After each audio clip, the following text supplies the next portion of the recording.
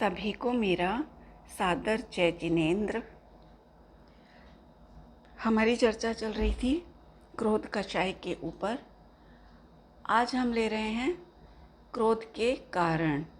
क्रोध का सामान्य स्वरूप तो हम अच्छा चर्चा में ले चुके हैं। अब हम लेंगे क्रोध के कारण क्या हैं, किन किन कारणों से क्रोध होता है। क्योंकि जब तक हमें कारण की समझ नहीं होगी तब तक कार्य दूर नहीं होगा। क्रोध कार्य है और वो हमें अप्रिय है, तो उससे छूटने के लिए हमें उसके कारणों का परिचय करना बहुत ज़रूरी है। तो देखिए, क्रोध का जो असली कारण है ना, मूल कारण, पहले हम उसी की चर्चा करेंगे। मूल कारण है कि जब मोहनी कर्म का उदय होता है जीव को अंदर ही अंदर, वो किसी कारण से नहीं होता। जो मोहनी कर्म का उदय है वो उसको किसी कारण की या किसी निमित्त की ज़रूरत नहीं होती है। उसका उदय काल आता है तो वो अपने आप से जीव क्रोधित हो जाता है। और उसको मतलब बैठे बैठे, जैसे हम बैठे बैठे कई बार चिड़चिड़ाने नहीं लगते हैं। कई बार होता है कि सामने से कोई अच्छा खासा हमसे हंस कर बात कर रहा है और हम एकदम चिड़चिड़ा के पड़ते हैं उसके ऊपर। तो उस समय पर सामने कोई निमित्त नहीं है क्रोध करने वाला, हमें क्रोध कराने वाला। लेकिन यहाँ जो अंदर में क्रोध कषाय का तीव्र उदय चलता है, उसके वशीभूत होकर के जीव क्रोध रूप प्रवृत्ति करने को विवश हो जाता है, क्योंकि अनादिकाल से इसी रूप का हमें अभ्यास है। और दूसरी बात कि ये क्रोध कषाय का जो उदय आया, इसके पीछे जो एक मूल कारण है मोहनी कर्म, तो वास्तव में तो ये जीव जो है ना उस मोहनी कर्म के वश में है। तो क्रोध का उदय आया, साथ में मोहनी कर्म यहाँ पर विद्यमान है, उसका भी निरंतर उदय चल रहा है। ये क्रोध, मान, माया, लोभ आदि, हास्य, रति, अरति, इन कषायों के उदय तो हर समय नहीं होते, इनके तो कभी कभी उदय होते हैं। लेकिन जो मोहनी कर्म है उसका उदय निरंतर चल रहा है, एक समय के लिए भी रुक नहीं रहा है। तो यहाँ जब क्रोध का उदय आता है, उधर मोहनी कर्म होता है जीव को, तो उस मोह के वश में होकर के तुरंत उस क्रोध रूप प्रवृत्ति करने लग जाता है। तो ये है मूल कारण। अब इसके अतिरिक्त हम अन्य कारणों पर भी गौर करेंगे। जैसे अपने अगर खुद से कोई गलत कार्य हो जाए, हमसे बुरा कार्य हो जाए, तो उसको छुपाने के लिए क्रोध करता है। जैसे कि मान लो कोई कमज़ोर व्यक्ति है हमारे सामने, हमने कुछ गलती कर दी, नौकर है, बच्चे हैं, या कोई भी कमज़ोर है, हमसे कमज़ोर है, तो उसने हमारी वो गलती को पकड़ लिया, उसने देख लिया हमें कुछ बुरा करते या गलत करते, तो वो, और हमें भी पता चल गया कि उसने देख लिया है, तो हम उसको क्रोधित होकर के धमकी देंगे, डराएंगे कि मेरी ये बात किसी से मत कहना, अगर तूने कह दिया तो देख मैं तेरे साथ ये कर दूंगा, मैं वो कर दूंगा, है ना। तो ये हुआ अपने द्वारा किए गए किसी भी गलत कार्य को छुपाने के लिए क्रोध करना। क्योंकि अपनी कोई भी गलती प्रकट होने देना कोई नहीं चाहता, हर कोई प्रशंसा ही चाहता है, यश ही चाहता है। लेकिन हम कमज़ोर हैं, इंसान हैं, तो यहाँ पर गलती होना तो जायज़ है, और गलती हो गई तो उसको सरलता से स्वीकार करना तो हर एक के बस की बात होता नहीं है ना, वो तो बहुत वीरों का कार्य है।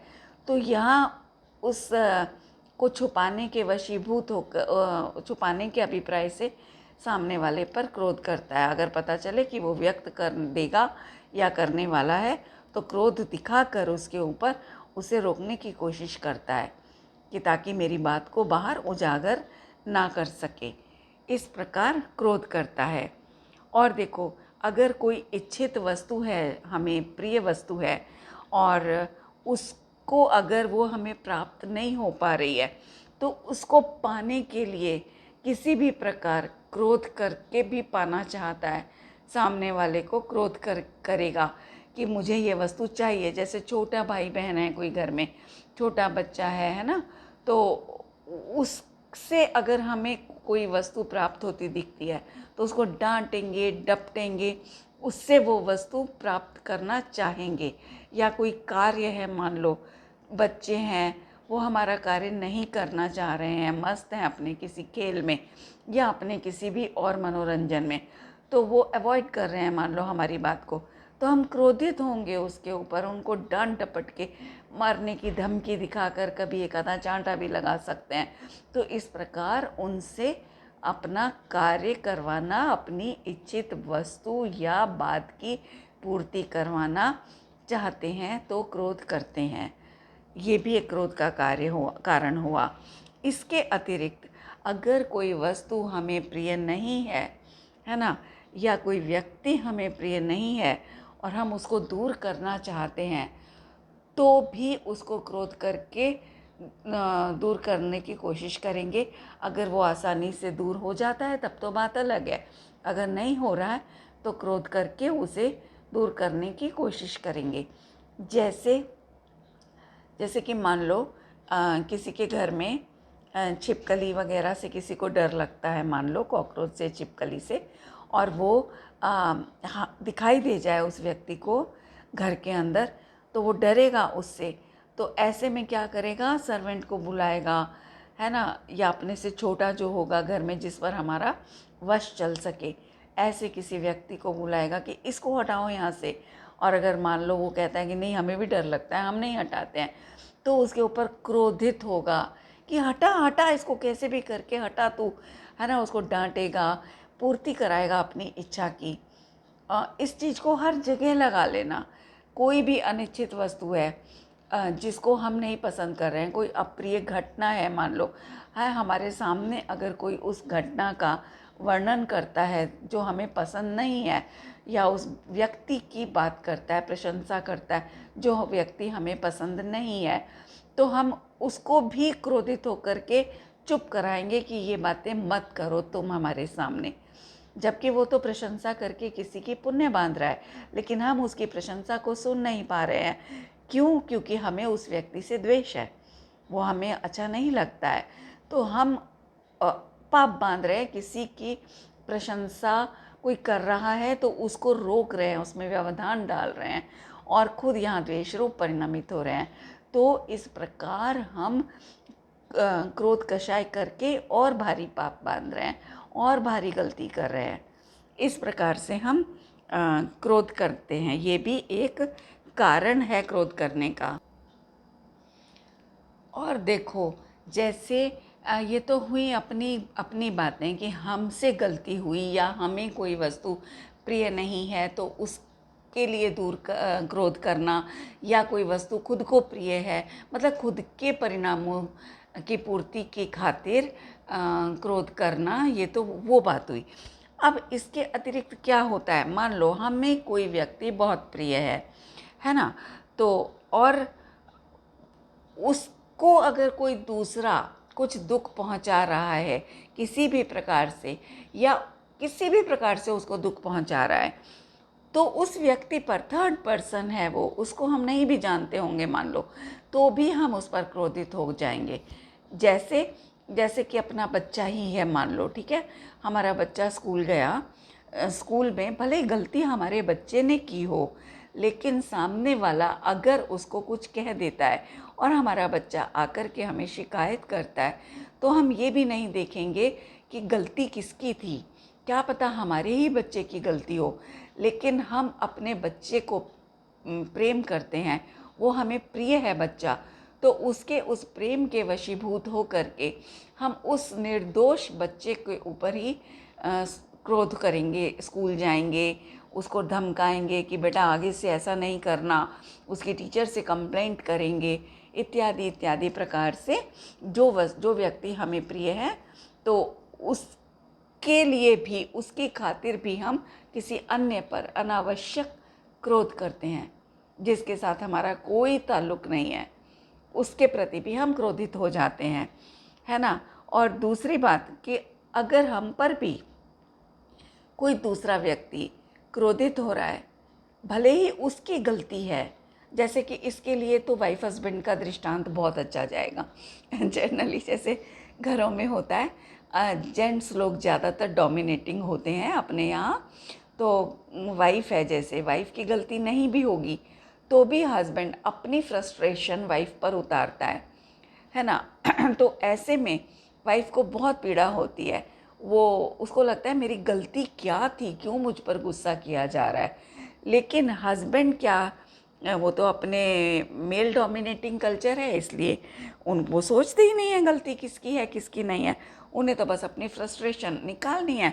तो वो निकालते हैं। ऐसे में खुद की गलती होने पर भी दूसरे के ऊपर गुस्सा करना, है ना, ये भी हुआ एक क्रोध का कारण। अपने आप अपनी गलती देखना ही नहीं कोई चाहता। वो एक कहावत बहुत चलती है ना आजकल कि दुनिया में एक ही चीज़ ऐसी है जो हमेशा दूसरों की होती है, अपनी कभी नहीं होती। उसका आंसर आता है गलती। ये एक पजल बहुत आती है।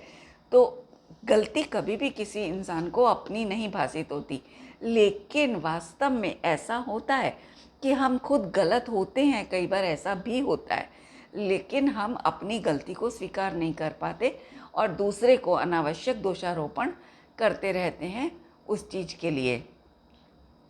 तो ये भी हुआ एक कारण क्रोध करने का।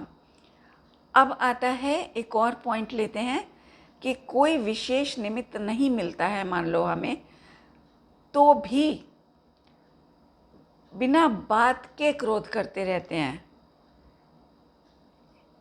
ये पॉइंट हम ले चुके हैं, रिपीट कर दिया मैंने गलती से, कि खुद भी, चलो इसको थोड़ा और लेते हैं कि जैसे कि प्रसंग ना होने पर भी हम भीतर से चिड़चिड़ापन जब महसूस करते हैं तो वो क्रोध हमें समझ ही नहीं आता। वो क्रोध तो हमें क्रोध ही नहीं लगता, हमें लगता है पता नहीं क्यों इरिटेशन सी आ रही है अंदर से, हम बिना बात के इरिटेटिंग सा फील कर रहे हैं, ऐसा बोलते हैं हम लोग। लेकिन ये नहीं समझ पाते कि ये क्रोध कषाय का उदय चल रहा है उस समय पर, और उस क्रोध कषाय से लड़ना है हमें अंदर ही अंदर, अपने ज्ञान स्वभाव के आश्रय से, अपने ज्ञाता स्वभाव के आश्रय से उससे जीतना है हमें। लेकिन हम उस चिड़चिड़ाहट के कारण बिना बात के दूसरों के ऊपर झल्ला देते हैं, निर्दोष व्यक्ति को भी दुखी कर देते हैं बेबात के, है ना। और एक और कारण है, बहुत मूल कारण है, जो मैं पहले पॉइंट में कह चुकी हूँ, मोहनी कर्म। मोहनी कर्म सबसे बड़ा क्रोध का कारण है। कैसे कि अब हमारे शरीर के ऊपर हमें सबसे ज़्यादा ममत्व है। अगर जरा सा भी हमारे शरीर को कुछ हो जाता है, मान लो चलते चलते अगर हम किसी व्यक्ति से टकरा गए तो तुरंत उस व्यक्ति को बोलते हैं अंधा है क्या, देखकर नहीं चलता। भले ही हम देखकर नहीं चल रहे होंगे, लेकिन हम बोलेंगे उसको कि अंधा है क्या, इस प्रकार। और दूसरे, अगर किसी जड़ वस्तु से हम टकरा जाते हैं, मान लो कोई टेबल है, चेयर है, खंभा है, किसी भी जड़ वस्तु से अगर हम टकरा जाते हैं तो उससे तो हम लड़ नहीं सकते, उससे हम सर नहीं फोड़ सकते, लेकिन वहाँ भी हम इरिटेशन उसी के ऊपर उतारेंगे। जनरली ऐसा होता है, ओफो इसको भी अभी बीच में आना था, टेबल को बीच में आना था, है ना। इस तरह से करके हम उसी के ऊपर फ्रस्ट्रेशन निकालने लग जाते हैं। तो ये भी हुआ क्रोध। क्यों?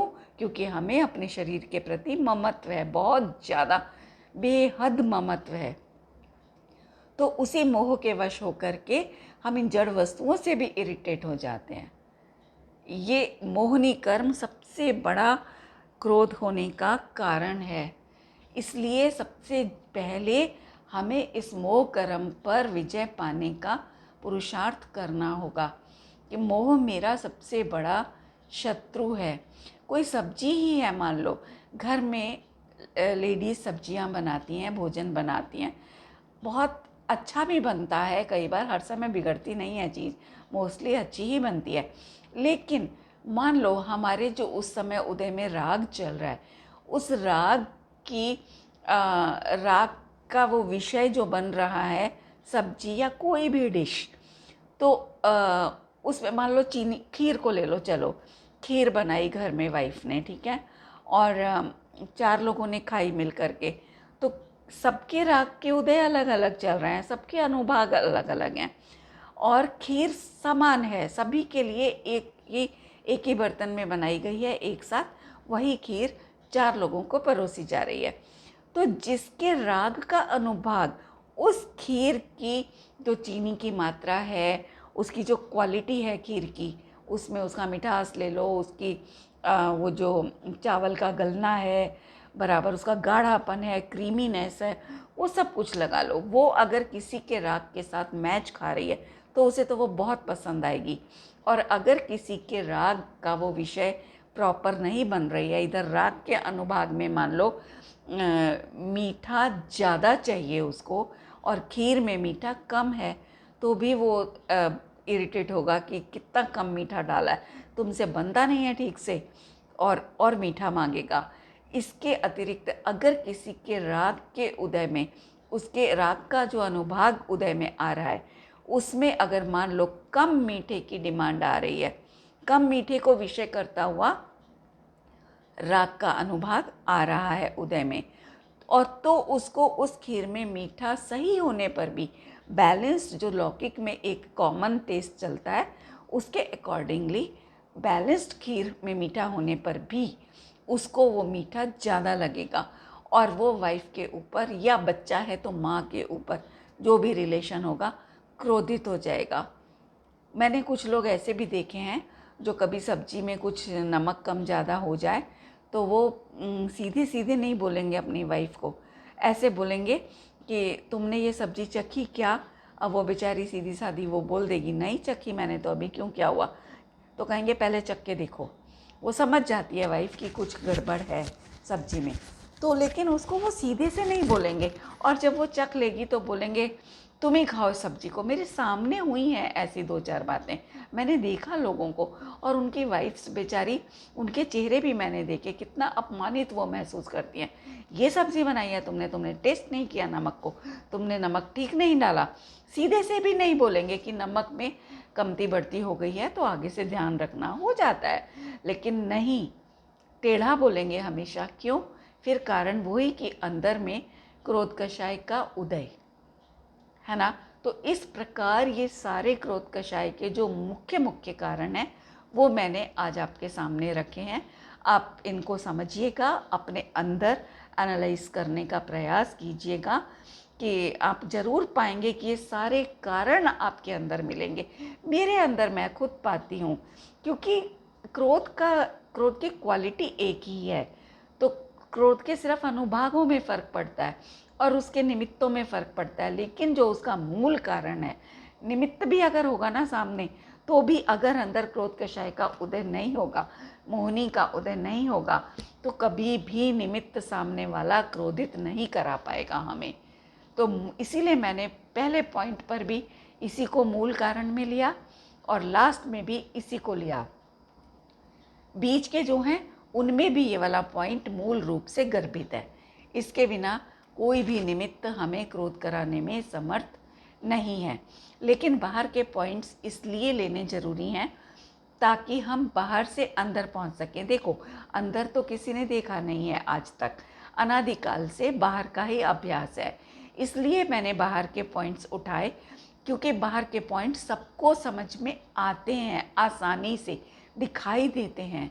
तो ऐसे में आप लोग बाहर से जब भी क्रोधित हों, जनरली निमित्तों पर ही हम क्रोधित होते रहते हैं, तो आप तुरंत वहाँ पर ये भेद ज्ञान करिएगा कि अरे नहीं, इसकी क्या गलती है, तो निमित्त है।